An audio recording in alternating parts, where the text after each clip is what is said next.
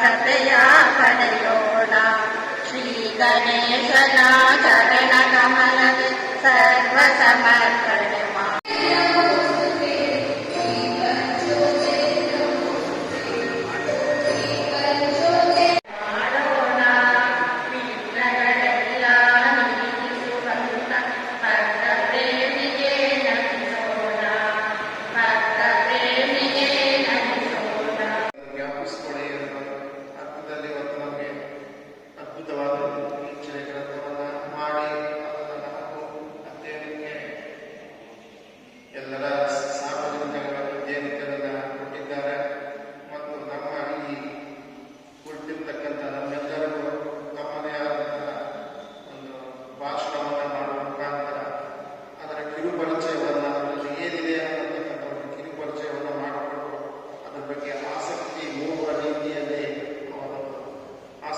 ಮೂಡಿಸಿ ಅದರ ಅಧ್ಯಯನಕ್ಕೆ ನಮಗೆ ಅನುಕೂಲವನ್ನು ಮಾಡಿಕೊಟ್ಟಿದ್ದಾರೆ.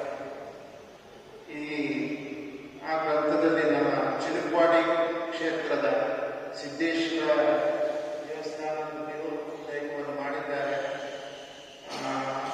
ಸಿದ್ದೇಶ್ವರ ಸ್ವಾಮಿ ದೇವಸ್ಥಾನ ಒಂದೇ ಅಲ್ಲದೆ ಅಲ್ಲಿ ಮೂಲ ಕ್ಷೇತ್ರಾದಿ ದೇವತೆ ಕ್ಷೇತ್ರ ದೇವಿಯಾಗಿ ಶಿವಲಿಂಗೇಶ್ವರ ಮತ್ತು ದುರ್ಗಾ ಪರಮೇಶ್ವರಿ ಇವರು ಆ ಕ್ಷೇತ್ರದ ಮೂಲ ದೈವ ಮತ್ತು ದೇವಿಯರಾಗಿ ಅದರ ಜೊತೆಯಲ್ಲಿ ಸಿದ್ದೇಶ್ವರರು ಸಹ ಆ ಕ್ಷೇತ್ರದಲ್ಲಿ ಸಿದ್ದೇಶ್ವರ ಇರೋದಕ್ಕೆ ಕಾರಣ ಅಲ್ಲಿ ಸಿದ್ಧರು ಇದ್ದಂಥ ಜಾಗ. ಆಯುರ್ವೇದದ ಬಗ್ಗೆ ವ್ಯವಸ್ಥೆಯನ್ನು ಮಾಡ್ತಿರ್ತಕ್ಕಂಥ ಆಯುರ್ವೇದವನ್ನ ಗಿಡಮೂಲಿಕೆಗಳನ್ನ ಬಳಸ್ತಕ್ಕಂತಹ ಅದರ ಔಷಧಿಯನ್ನು ಮಾಡ್ತಕ್ಕಂತಹ ಸಿದ್ಧರು ಸಹ ಇದ್ದದ್ದರಿಂದ ಅದು ಸಿದ್ದೇಶ್ವರ ದೇವಸ್ಥಾನ ಇದೆ. ಪ್ರಮುಖವಾಗಿ ಎತ್ತರದಲ್ಲಿ ಅದೇ ಅದನ್ನೇ ಮೂಲ ದೇವರು ನೋಡಿರ್ತಕ್ಕಂಥದ್ದು ಅಂತ ನನ್ನ ಭಾವನೆ. ಎತ್ತರದಲ್ಲಿ ಅದೇ ದೇವಸ್ಥಾನ ಕಾಣುತ್ತೆ. ಆ ಉದ್ದೇಶದಿಂದ ಅವ್ರು ಮಾಡಿದ್ದಾರೆ. ಶಿವಲಿಂಗೇಶ್ವರ ಅಲ್ಲಿ ಮೂಲ ಸ್ಥಾಪಿತವಲ್ಲದೆ ಅದು ಉದ್ಭವ ಲಿಂಗ ಮತ್ತು ದುರ್ಗಾ ಪರಮೇಶ್ವರರು ಸಹ ಅಲ್ಲಿ ಉದ್ಭವ ದೇವಿ, ಅದು ಮೂಲ ದೇವಿ.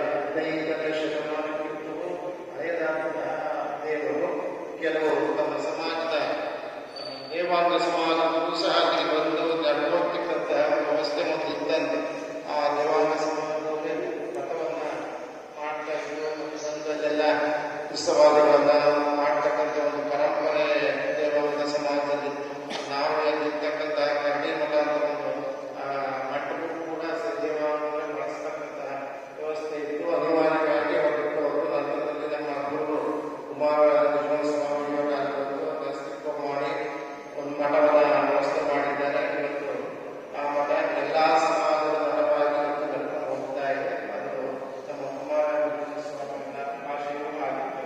ಎಲ್ಲ ಸಮಾಜಗಳು ಒಪ್ಪಿಕೊಂಡಂಥವರು ಮೂಲತಃ ವೀರಶೈವ ಸಮಾಜ ಸಮಾಜದಲ್ಲಿ ಇದ್ದಂಥವರಾದರೂ ಸಹ ಎಲ್ಲ ಸಮಾಜಗಳು ಒಪ್ಪಿಕೊಂಡು ಒಬ್ಬ ಉಪಹಾರ ಸಮಾಜಗಳು ನನ್ನ ಗುರುಗಳು ಎದೆ ತೆಗೆದುಕೊಂಡಿರ್ತಕ್ಕಂತಹ ಆ ಎದೆಗಾರಿಕೆ ನಿಜವಾದ ಸಾಹಿತ್ಯವನ್ನ ಅಷ್ಟು ಮೇಲ್ಮಟ್ಟದಲ್ಲಿ ಅವರು ಅಧ್ಯಯನ ಮಾಡಿದ್ರು. ಊರಿನಲ್ಲಿ ಹಿಂದೂ ಸಾಹಿತ್ಯದ ಬಗ್ಗೆ ಹೇಳಿಕೊಂಡು ಮೇಲ್ಮಟ್ಟದವರು ಜಾತಿ ಭಾವನೆಗಳನ್ನು ಬಿಟ್ಟು ಅವರ ಗುರುಗಳು ಅನ್ನಂತಹ ಅಭಿಮಾನದಿಂದ ನನಗೆ ನನ್ನೆಂದಿಗೆ ಬೇಕಾದಷ್ಟು ಹೇಳಿದ್ದಾರೆ. ಆ ರೀತಿಯಾಗಿ ಇವತ್ತು ಸಹ ಎಲ್ಲ ಸಮಾಜಕ್ಕೂ ಸೇರಿದಂತಹ ಮಹಿಮೆಯಿಂದ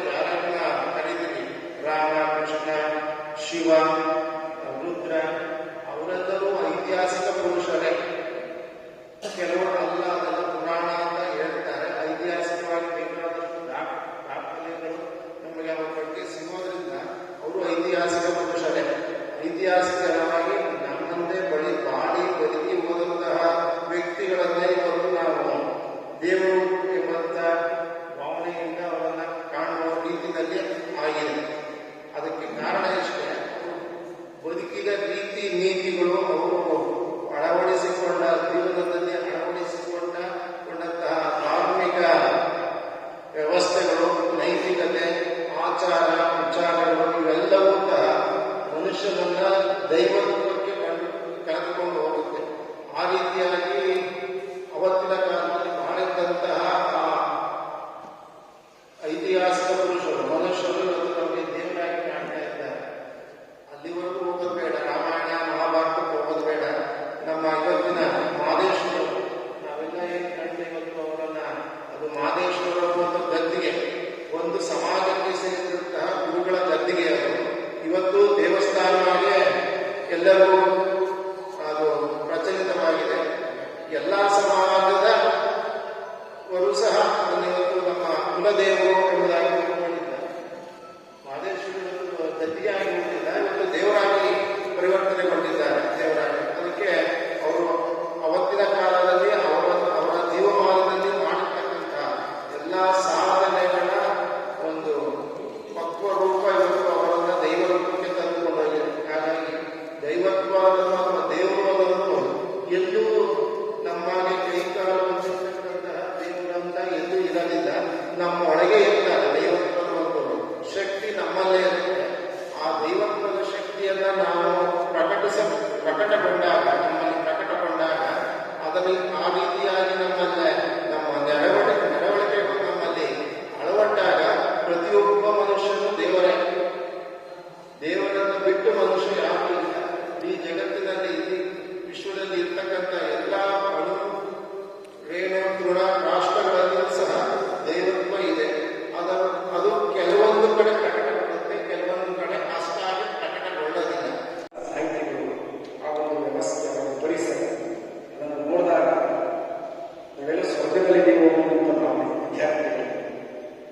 ಯಾಕೆಂದ್ರೆ ಏನು ಪಾಠ ಮಾಡಕ್ಕೆ ಬರ್ತಾ ಇರ್ತಕ್ಕಂಥ ಪ್ರಾಧ್ಯಾಪಕರು, ಅಧ್ಯಾಪಕರು, ಅಜ್ಞಾನಿಗಳು ಅವರು ಒಂದು ಕಿಂಚಿತ್ತು ಅಹಂಕಾರ ಇರಲಿಲ್ಲ. ಬಹಳ ಸರಳ ಜೀವಿ, ಶ್ರೇಷ್ಠ ಆಲೋಚನೆ, ಸಿಂಪಲ್ ಲಿವಿಂಗ್ ಐ ಥಿಂಕಿಂಗ್ ಅಂತ ಏನಂತವರು ಬೇಕಾಗುತ್ತೆ ಅಂತಹದನ್ನ ಮೈಗೂಡಿಸಿಕೊಂಡಿದ್ದಂಥ ಒಂದು ಸಾಹಿತಿಗಳು ಅಂತ ಕಡೆ ಅವರು ಅಧ್ಯಯನ ಮಾಡಿದ್ರು. ಆ ಪಾಳೆಗಾರ ಒಳ್ಳೆ ಪ್ರಾಧ್ಯಾಪಕ, ಉತ್ತಮ ಪ್ರಾಧ್ಯಾಪಕ, ಒಳ್ಳೆಯ ಹೆಸರು. ಅವರ ಕೈಗಳ ಕೆಲಸ ಮಾಡಿದ್ದು ಕೈ ಕೆಳಗಡೆ ಮೈಸೂರು ವಿಶ್ವವಿದ್ಯಾಲಯ ಪ್ರಬಂಧವನ್ನು ಮಾಡ್ತಿದ್ದಾರೆ. ಅದು ಪುಸ್ತಕ ರೂಪದಲ್ಲಿ ಹೊರಬರಬೇಕು. ನಮ್ಮ ಸಹಕಾರ ಇಂಥವೆಲ್ಲ ಉಳಿಬೇಕು. ಖಂಡಿತವಾದ ನಮ್ಮ ಸಹಕಾರ ಮುಂದಿನ ದಿನಗಳ ಕಾರಣ ಇವತ್ತು ಹೆಚ್ಚು ಜನ ಬರಬೇಕಾಗುತ್ತೆ. ನಮ್ಮ ಜನಕ್ಕೆ ನಮ್ಮ ಇತಿಹಾಸವನ್ನು ಇದೇನು ಆಸಕ್ತಿ ಏನೋ ಗೊತ್ತಿಲ್ಲ. ಇಂಥದ್ದನ್ನ ಮಕ್ಕಳು ಕಲಿಸಬೇಕು. ಯಾಕೆಂದ್ರೆ ಬದುಕು ಹಸನಾಗ್ತಕ್ಕಂಥದ್ದು, ಬದುಕಿಗೆ ಅರ್ಥ ಬರ್ತಕ್ಕಂಥದ್ದು ಇತಿಹಾಸ. ಇನ್ಯಾವುದೇನು ಇವತ್ತೇನಾಗಿದೆ, ಮೊಬೈಲ್ ಇಟ್ಕೊಂಡು ಎಲ್ಲವನ್ನ ಪಡ್ಕೊಳ್ತಾ ಇದ್ದೀವಿ. ಮೊಬೈಲಲ್ಲಿ ಎಲ್ಲ ಸಿಗುತ್ತೆ. ಏನು ಸಿಕ್ಕಿದ್ರು ಅದನ್ನು ನೋಡಲ್ಲ, ಬೇರೆ ನೋಡಿ ಮುಂಚೆನೆ ಇವತ್ತು ಹಾಳಾಗ್ತಾರೆ. ಇಂಥ ವ್ಯವಸ್ಥೆಯಲ್ಲಿ ಓದೋದು, ಪುಸ್ತಕಗಳನ್ನ ಓದೋದು ಬಹುಶಃ 30-40 ವರ್ಷಕ್ಕೆ ಕಣ್ಣು ಮಂಚಾಗ್ತದೆ. ಕಾರಣ ಏನಂತ ಆಹಾರ ಪದ್ಧತಿಗಿಂತ ಮೊಬೈಲ್ ನೋಡೋದ್ರಿಂದ ಸಹಜವಾಗಿ ಕಣ್ಣು ಮಂಚಾಗ್ತದೆ. ಈ ಕಂಪ್ಯೂಟರ್ ಇಂಜಿನಿಯರ್ಸ್ ಇದ್ದಾರೆ, IT ಇಂಜಿನಿಯರ್ಸ್, ಅವ್ರು ಮಾತಾಡಿಸ್ತಾರೆ 80% ಅವ್ರಿಗೆ ಮಾನಸಿಕ ರೋಗಗಳು. ಅದು ಬಿಟ್ಟರೆ ಜಗತ್ತೇ ಗೊತ್ತಿಲ್ಲ, ಜೀವನ ಅಂದ್ರೆ ಗೊತ್ತಿಲ್ಲ. ಯಾಕೆಂದ್ರೆ ಬೆಳಗ್ಗೆ 8 ಗಂಟೆಗೆ ಶುರುವಾದ ಸಂಜೆ 6 ಗಂಟೆ ತನಕ ಕಂಪ್ಯೂಟರ್ ಇಡೀ ಒಂದೇ ಏನು ಜೈಲಿಂದ ಹೊರಗೆ ಬಿಟ್ಟರೆ ಹೆಂಗಿರ್ತಾರೆ ಅವ್ರ ಮನಸ್ಥಿತಿ. ಅಂದ್ರೆ ಅದು ಬೇಡ ಆಗಲ್ಲ, ಟೆಕ್ನಾಲಜಿ ಬೇಡ ಆಗಲ್ಲ, ಎಲ್ಲವೂ ಬೇಕು, ಎಷ್ಟು ಬೇಕೋ ಅಷ್ಟು ಬೇಕು. ಇತಿಹಾಸ ನಮಗೆ ಬದುಕನ್ನು ಯಾವ ರೀತಿ ಬದುಕಬೇಕು ಅನ್ನೋದನ್ನು ತಿಳಿಸ್ತದೆ. ಹಿಂದೆ ಬದುಕಿದ್ದು, ಹೆಂಗ್ ಬದುಕಬೇಕು, ಬದುಕು ಹಸನಾಗದ ಕಲೆ ಮಾಡಬೇಕು ಮತ್ತು ಮಾನವೀಯತೆ ಹಿನ್ನೆಲೆಯಲ್ಲಿ ಸಮಾಜವನ್ನು ಹೆಂಗ್ ಕಟ್ಟಬೇಕು ಅನ್ನೋದನ್ನ ನಮಗೆ ಇತಿಹಾಸ ತಿಳಿಸ್ತದೆ. ಒಂದು ದೇವಾಲಯಗಳು ಭಕ್ತಿಯಿಂದ ಇಷ್ಟು ನಡೆಯುವುದು, ಶಾಸನಗಳು ಅಷ್ಟೇ ಸತ್ಯವಾಗಿ ನಡೆದಿರೋದನ್ನೇ ಶಾಸನಗಳೇ ದಾಖಲು ಮಾಡ್ತಾ ಹೊರತು ಸುಳ್ಳನ್ನ ಯಾವತ್ತೂ ದಾಖಲು ಮಾಡಿ. ಅದರಿಂದ ಅಂತ ಭಕ್ತಿ ಮತ್ತು ಸತ್ಯದ ವಿಚಾರಗಳನ್ನು ಇಟ್ಟಿದ್ದಾರೆ ಕುಮಾರಸ್ವಾಮಿ. ಏನು ವಿಶೇಷ ಅಂತ ಹೇಳಿದ್ರೆ, ಒಂದು ತಮಿಳುನಾಡು, ಕರ್ನಾಟಕ ಸಂಸ್ಕೃತಿ, ಇಲ್ಲಿ ಶೈವ ಸಂಸ್ಕೃತಿ ಇದೆ, ಶೈವ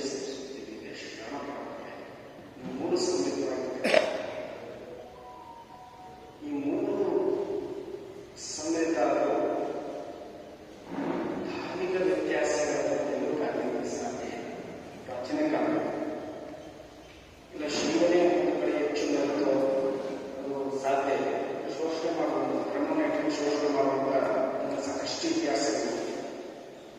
ವೈಷ್ಣವ ವ್ಯವಸ್ಥೆ ಬಂದಾಗ ವೈಷ್ಣವ ಶಿವರ ಮೇಲೆ ಶೋಷಣೆ ಮಾಡೋದು ಅದನ್ನು ನಾವು ಕಾಣಲಿಕ್ಕೆ ಇವೆರಡರ ನಡುವೆ ಶರಣ ಪರಂಪರೆ ಬಂದಿದೆ.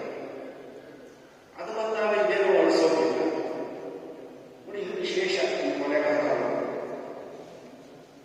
ಒಂದು ಸಾಕಷ್ಟು ನಾವು ವೈಷ್ಣವ ದೇವಾಲಯಗಳು, ವಿಷ್ಣು ದೇವಾಲಯಗಳು, ಶೈವ ದೇವಾಲಯಗಳು, ಶರಣ ಪರಂಪರೆಯ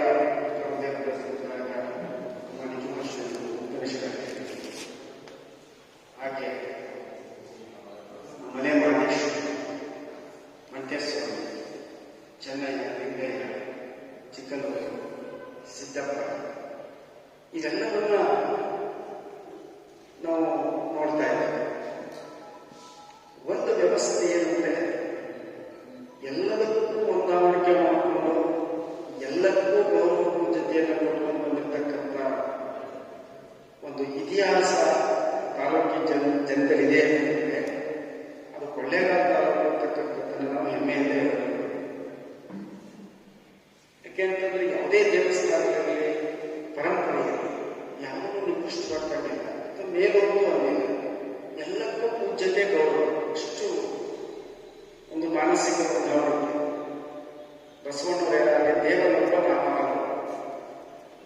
ನಾಮಗಳು ಹಲವರಿಂದ ದೇವಸ್ಥಾನಗಳ ನಿರ್ಮಾಣ ಆಗಿದೆ. ವೈಷ್ಣವ ಶರಣ ಪರಂಪರೆ ಎಲ್ಲವೂ ದೇವರೇ, ಎಲ್ಲಕ್ಕೂ ಪೂಜ್ಯತೆಯನ್ನು ನಾವು ನಡ್ಕೊಳ್ಬೇಕು, ಬುದ್ಧಿಯಿಂದ ನಡ್ಕೊಳ್ಬೇಕು. ಆವಾಗ ನಾವು ಒಳ್ಳೆಯದಾಗ್ತದೆ ಅಂತಕ್ಕಂಥ ಭಾವನೆಯನ್ನು ಇಟ್ಟುಕೊಳ್ಳುವಂಥ ಒಂದು ತಾಲೂಕು ನಮ್ಗೆ ಒಳ್ಳೆಯದಾಗ್ತದೆ. ಅದು ನಮ್ಮ ಎಚ್ ಡಿ ಕುಮಾರಸ್ವಾಮಿ ಅದಷ್ಟು ಸುಲಭ ಮಾಡ್ತಾರೆ. ಈ ಶಾಸನಗಳ ಬಗ್ಗೆ ಹೆಚ್ಚು ದೇವಸ್ಥಾನಗಳ ನಿರ್ಮಾಣದ ಕಾಲಘಟ್ಟವನ್ನು ಗುರುತಿಸ್ತಕ್ಕಂಥ ಜೊತೆಗೆ ನಿರ್ಮಾಣದ ವಾಸ್ತುನಕ್ಷೆಗಳನ್ನು ಗುರುತಿಸ್ತಕ್ಕಂಥದ್ದು ಇದು ಅಷ್ಟು ಸುಲಭದ ಮಾತು. ಹೇಳಿದವರ ಅನುಭವಗಳು ಹಳ್ಳಿಗಳು ಹೋದಾಗ ಜನ ನಡ್ಕೊಂಡಂಥ ನೀತಿ ಎಲ್ಲರೂ ಅಲ್ಲ, ಕೆಲವರು ಇದು ಕೆಟ್ಟದಾಗಲ್ಲ, ಬಂದವರು ಕೆಟ್ಟದೇನಾದ್ರು ಮಾಡುವುದರನ್ನು ಭಯ ಅಷ್ಟೇ ಆಗುತ್ತೆ. ಜೊತೆ ಕೆಟ್ಟದಾಗಬೇಕು ಅಂತ ಯಾರು ಕಂಡಿಲ್ಲ. ಅಂತ ಪ್ರಸಂಗಗಳನ್ನು ಸಾಕಷ್ಟು ನೋಡಿದ್ದೇವೆ.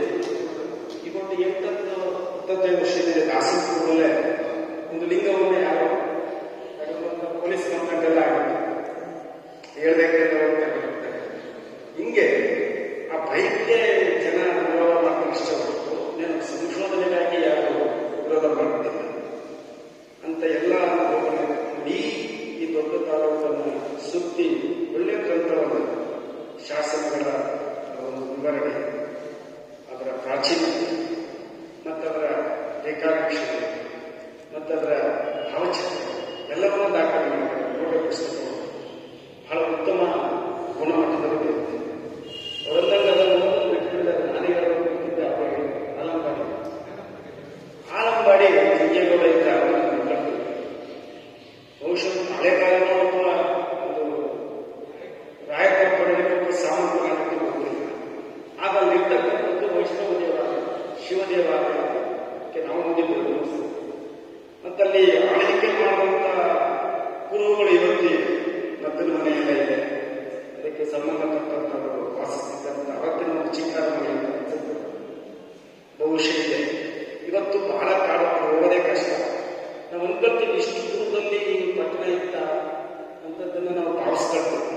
ಆದ್ರೆ ಒಂದಂತೂ ಸತ್ಯ, ಹಿಂದೆ ಪಟ್ಟಣಗಳನ್ನು ನಿರ್ಮಾಣ ಮಾಡ್ತಾ ಇರ್ತಕ್ಕಂಥದ್ದು, ಆಳ್ವಿಕೆ ಮಾಡ್ತಕ್ಕಂಥ ಒಂದು ವ್ಯವಸ್ಥೆಯನ್ನ ಹಳೆಗಾಲ ರಾಜರ ನಿರ್ಮಾಣ ಮಾಡ್ತಾ ಇದ್ರು ಅಂದ್ರೆ ನದಿ ದಂಡೆಗಳಲ್ಲಿ ನಿರ್ಮಾಣ ಮಾಡ್ತಾರೆ. ಯಾಕೆಂದ್ರೆ ಅವರಿಗೆ ಎಲ್ಲಾ ರೀತಿಯ ವ್ಯವಸ್ಥೆಗಳಿಗೆ ಅನುಕೂಲವಾಗ್ತಕ್ಕಂಥದ್ದು ನದಿ ದಂಡೆ ಆಗಿದೆ. ಒಂದು ಕೃಷಿಗಾಗಬಹುದು, ವ್ಯಾಪಾರಕ್ಕಾಗಬಹುದು, ವ್ಯವಹಾರಕ್ಕಾಗಬಹುದು, ರಕ್ಷಣೆಗಾಗಬಹುದು, ಎಲ್ಲ ದೃಷ್ಟಿಯಲ್ಲಿ ನದಿ ದಂಡೆ ಮತ್ತು ಬೆಟ್ಟಗಳು ಎರಡೂ ಬಹಳ ಅವರಿಗೆ ರಕ್ಷಣೆಯನ್ನು ಕೊಡ್ತಾ ಇರ್ತಕ್ಕಂಥದ್ದು. ಆ ದೃಷ್ಟಿಯಲ್ಲಿ ಬಹುಶಃ ಅಲ್ಲೆಲ್ಲ ಆರ್ಥಿಕಗಳು ನಡೆದಿದೆ ಅಂತಕ್ಕಂಥದ್ದು. ಇನ್ನೊಂದು ನಾವು ಮುಖ್ಯ ಹೋಗಬೇಕಾದ ಉತ್ತಮ ಸಿಗ್ತದೆ. ಅಲ್ಲೂ ಸಹ ಪ್ರಾಚೀನ ಕೋಟೆಗಳು ಅದನ್ನು ನೋಡಿದ್ರೆ ಇವತ್ತು ಮಣ್ಣಿನ ಕೋಟೆಗಳಿದೆ. ನೋಡಿ ಎಂತೆಂಥ ಇದೆಲ್ಲ ನಾವು ಏನ್ ಸಾಧ್ಯನ ಅಷ್ಟು ವ್ಯವಸ್ಥೆ ಮಾಡಿ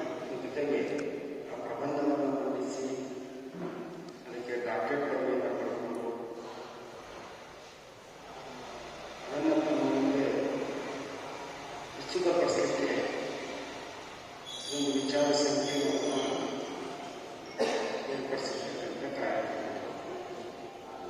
ಈ ಕಾರ್ಯಕ್ರಮವನ್ನು ಏರ್ಪಡಿಸಿರ್ತಕ್ಕಂಥದ್ದು ನಮ್ಮ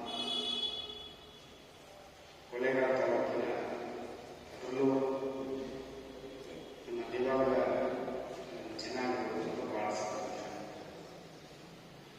ನಮ್ಮ ಸುಬ್ರಹ್ಮಣ್ಯ ಸರ್ ಅವರು ಬಹಳ ವಿಶೇಷವಾದ ನಿರಂಜನರು, ನಮ್ಮ ರಮೇಶ್ ಎಲ್ಲರೂ ಇರ್ತಕ್ಕಂಥ ಎಲ್ಲೇ ಜನಾಂಗಗಳು ವಿಚಾರ ಸಂಕಿರಣವನ್ನು ಏರ್ಪಡಿಸಿದ್ದಾರೆ.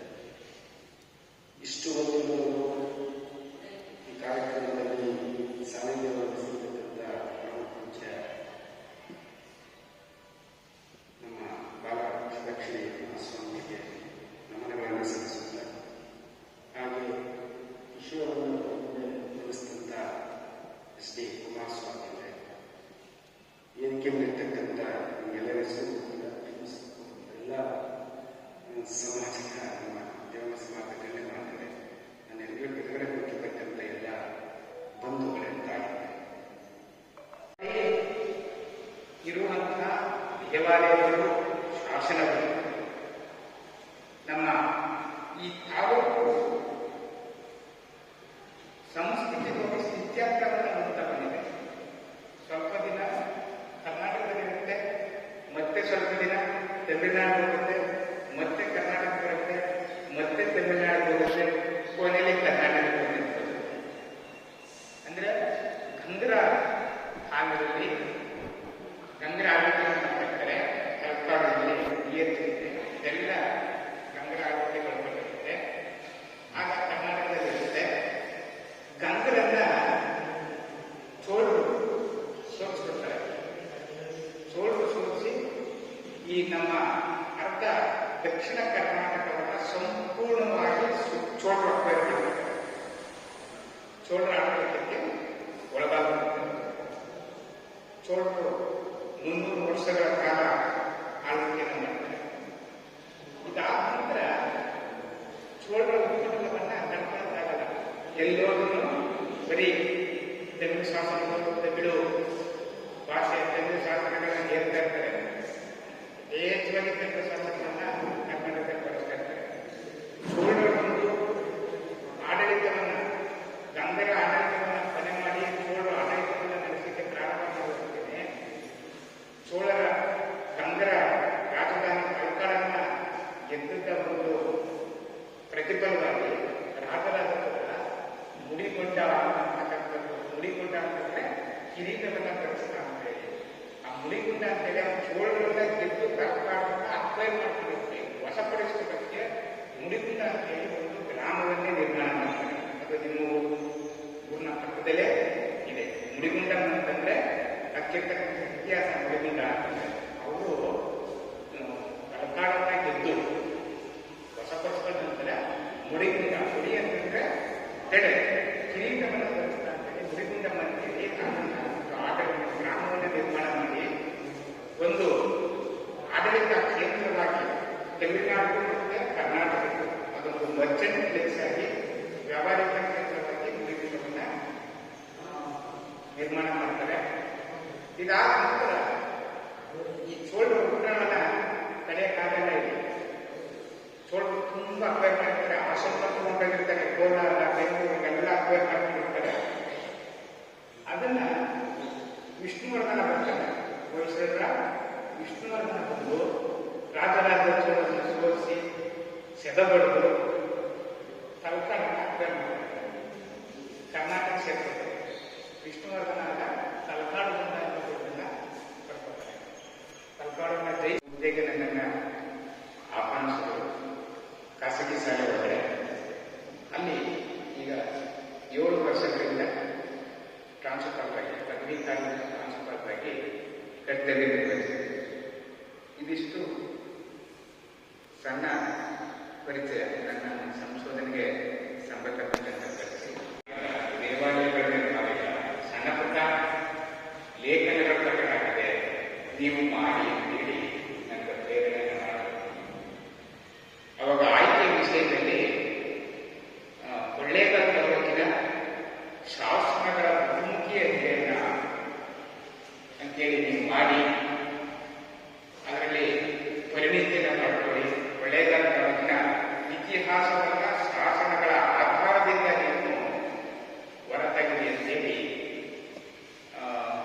ನನಗೆ ಅವರು ಮಾರ್ಗದರ್ಶನ ಮಾಡಿದರು. ಅದೇ ಪ್ರಕಾರವಾಗಿ ಕೊಳ್ಳೇಗಾಲ ತಾಲೂಕಿನ ಶಾಸನಗಳ ಬಹುಮುಖಿ ಅಧ್ಯಯನ ಅಂತ ಹೇಳಿ ಎಂಫಿಲ್ ಕಿರು ಪ್ರಬಂಧವನ್ನು ಬರೆದು ಕರ್ನಾಟಕ ವಿಶ್ವವಿದ್ಯಾನಿಲಯಕ್ಕೆ ಸಬ್ಮಿಟ್ ಮಾಡಿ ಎಂಫಿಲ್ ಪದವಿಯನ್ನು ಪಡ್ಕೊಂಡೆ.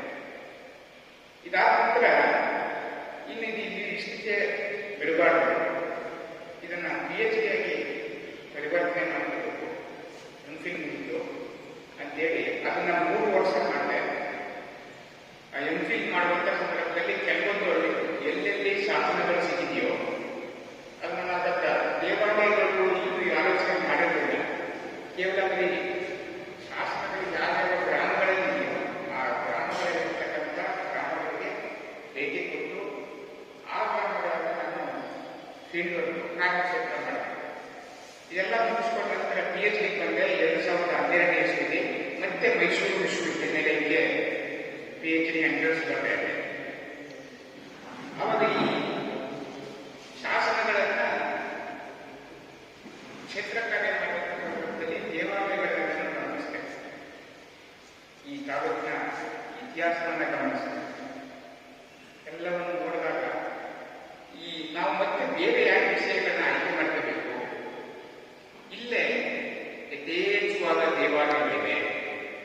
ಈ ದೇವಾಲಯಗಳಲ್ಲಿ ಇವತ್ತು ಯಾರು ಕೂಡ ಅಧ್ಯಯನ ಮಾಡಿಲ್ಲ. ಯಾಕೆ ಮಾಡಿಲ್ಲ ಅಂತಂದ್ರೆ 1956 ತನಕ ಕೊಳ್ಳೇಗಾಲ ತಾಲೂಕು ತಮಿಳುನಾಡು ಸೇರಿತು. ಹಾಗಾಗಿ ನಮ್ಮ ಪುರಾತತ್ವ ಇಲಾಖೆಯಲ್ಲಿ ಹೆಮ್ಮೆಯ ರಿಪೋರ್ಟ್ ಅಂತ ಸಿಗ್ತದೆ, ಮೈಸೂರಿನ ಆರ್ಕಿಯಾಲಜಿಕಲ್ ರಿಪೋರ್ಟ್ ಅಂತೇಳಿ. ಅಲ್ಲಿ ಇದರ ದಾಖಲಾತಿನೇ ಇಲ್ಲ. ಕೊಯಂಬತ್ತೂರಲ್ಲೂ ಕೂಡ ಇದನ್ನ ಅಷ್ಟಾಗಿ ಅಧ್ಯಯನ ಮಾಡಿಲ್ಲ.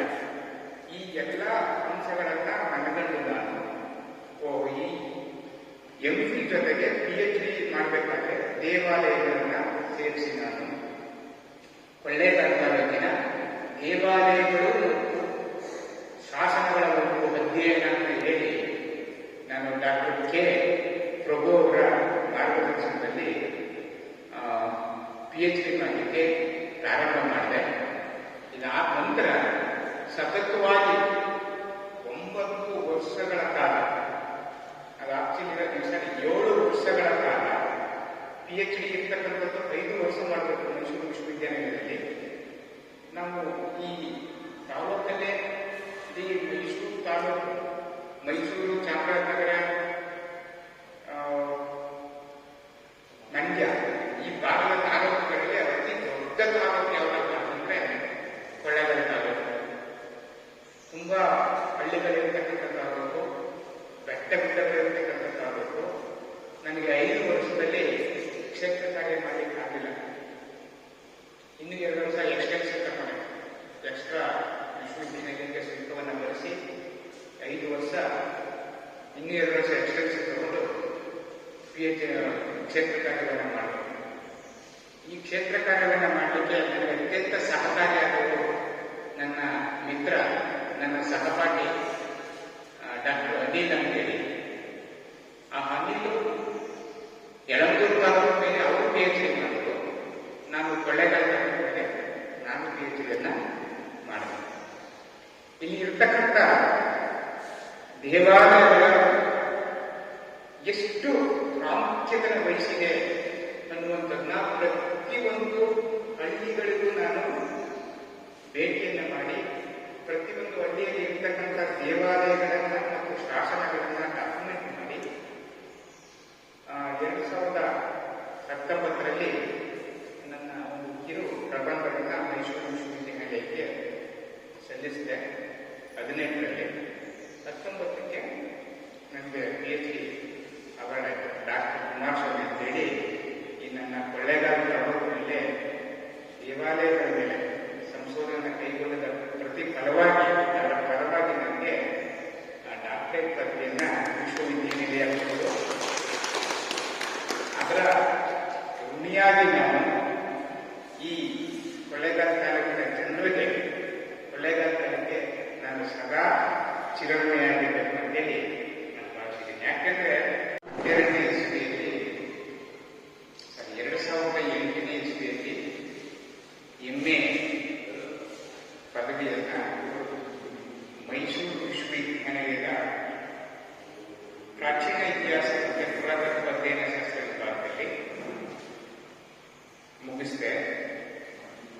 ಇದಾದ ನಂತರ ನಾನು ಸಂಶೋಧನೆಯನ್ನ ಕೈಗೊಳ್ಳಬೇಕು ಅನ್ನುವಂಥದ್ದು ನನ್ನ ಮನದಲ್ಲಿ ತುಡಿತ ಪ್ರಾರಂಭ ಆಯಿತು.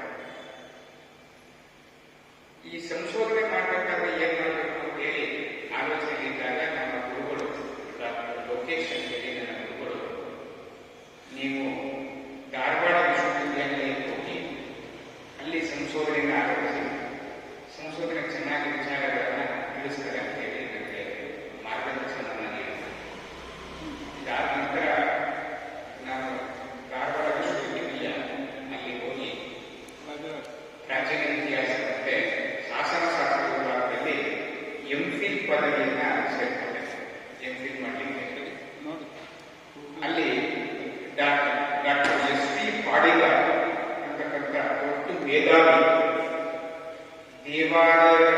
ದೇವಾಲಯಗಳು ಮತ್ತು ಶಾಸನಗಳಲ್ಲೇ ಅತ್ಯಂತ ಪ್ರಭಾವಶಾಲಿಯಾಗಿ ಅಧ್ಯಯನ ಮಾಡಿರ್ತಕ್ಕಂಥವರು ಡಾಕ್ಟರ್ ಎಸ್ ಪಿ ಪಾಡಿಗಾರ್ ಅವರು.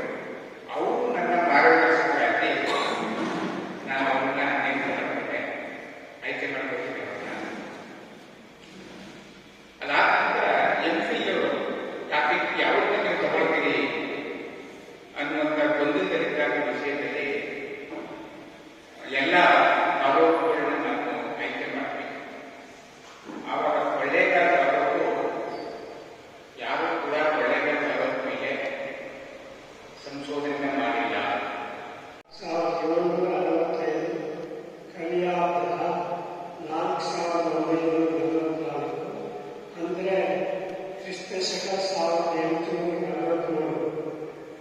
ಅಲ್ಲಿಗೂ ಇವತ್ತಿಗೂ 183 ವರ್ಷಗಳಾಗಿರುತ್ತದೆ.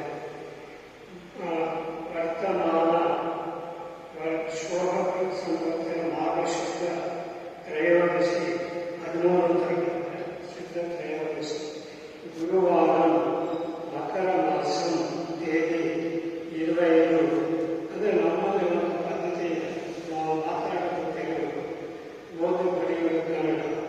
ಸಾಧಾರಣ ವಿವಾಹ ಪತ್ರಿಕೆಗಳನ್ನು ಸಹ ನಾವು ತೆಲುಗು ಭಾಷೆ ಕನ್ನಡ ಲಿಪಿಯಲ್ಲಿ ಇಲ್ಲೂ ಸಹ ಅದನ್ನೇ ಮಾಡಿದ್ದಾರೆ.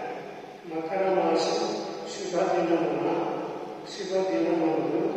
ಶ್ರೀ ವೀರಭದ್ರ ಸ್ವಾಮಿ ಪ್ರತಿಷ್ಠ ಶ್ರೀ ದುಪ್ಪಗಿ ರುದ್ರಯ್ಯ ಕುಮಾರುಡಿ ಶಿವಾಯ ಮಂಗಳಂ. ಬಾಲಕೃಷ್ಣ ಮಹಾಸ್ವಾಮಿಗಳಿಂದ ಈ ಒಂದು ಸಮಾರಂಭಕ್ಕೆ ಆಗಮಿಸಿದ್ದಾರೆ. ಅವರಿಗೂ ಕೂಡ ತಮ್ಮೆಲ್ಲ ಪರವಾಗಿ ಭಕ್ತಿಪೂರ್ವಕ ನಮನಗಳನ್ನು ಸಲ್ಲಿಸುತ್ತಾ ಸ್ವಾಗತ.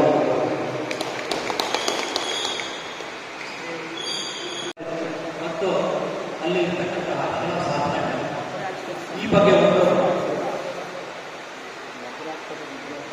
ಪರಿಪೂರ್ಣವಾಗಿ ಕಳೆದ ಒಂದು 2-3 ವರ್ಷಗಳಿಂದ ಸತತವಾಗಿ ಪ್ರತಿ ಇಡೀ ತಾಲೂಕಿನ ಪ್ರತಿ ಹಳ್ಳಿಗಳಲ್ಲಿ ಪ್ರವಾಸ ಮಾಡಿ ಈ ಶಿಲಾಶಾಸನಗಳ ಬಗ್ಗೆ ಸಂಕ್ಷಿಪ್ತವಾದ ಅಧ್ಯಯನವನ್ನು ಮಾಡಿ ಅದನ್ನು ಈ ತಾಲೂಕಿನ ಜನಗಳಿಗೆ ಪರಿಚಯ ಮಾಡುವ ಉದ್ದೇಶದಿಂದ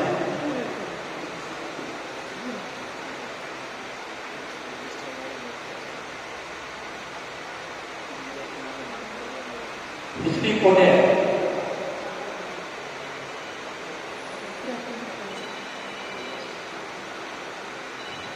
ಶ್ರೀಯುತ ಎಸ್ ಡಿ ಕುಮಾರಸ್ವಾಮಿ